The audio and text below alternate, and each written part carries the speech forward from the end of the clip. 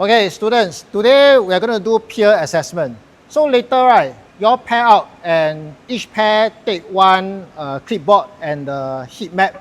Then I want the assessor, right, to assess your friend. You're going to do two assessments. One is the overhead shots and one is the underarm lift. Okay, so remember when you miss, right, you put a cross. If you successful, you put a circle. Okay, come, let's go. Miss.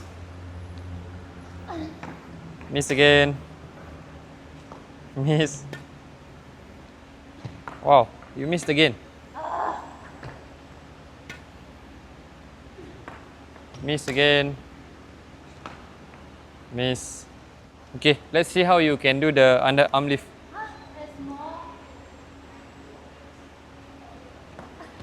Miss. Miss again. Miss.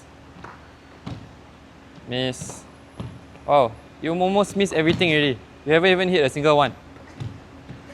That was how I did my first peer assessment back then when I was a beginning teacher. During that peer assessment, right, I was really not happy with what I saw. The students were not motivated, and then everybody was quite lethargic. To the students who is being assessed, right, they were so nervous and they felt so anxious about being assessed. They felt like they were all being judged. And then sometimes they make one mistake, right, they will make even more mistakes. Then to the one assessing, right, they felt like they're just wasting time. They would rather take the racket and hit by themselves because they realized that they themselves also can count the number of shots they successful or not successful, right? Then after that day, right, I stopped doing all this peer assessment and then I started to reflect a lot about the rationale of doing peer assessment. Why do we need peer assessment? Then after some reflection, right, I realized that actually peer assessment, the purpose of peer assessment is we want the student to develop their kindness, to help their friends, make the environment safer. And then also by having this checklist, right, it's like developing this target, this visible target for themselves. And then both the students, they work together to work towards that target.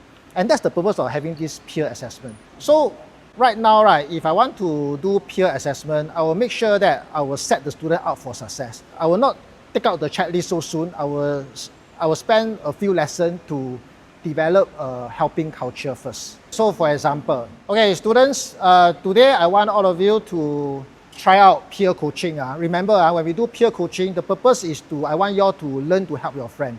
And then I don't want you all to feel stressed because your friends are looking at you, judging you, assessing you.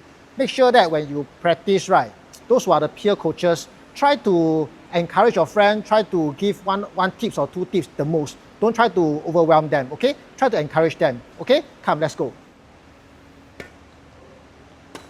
Wow, okay, that's nice. Good job. Okay, it's okay. You can try again. Okay, that's much better.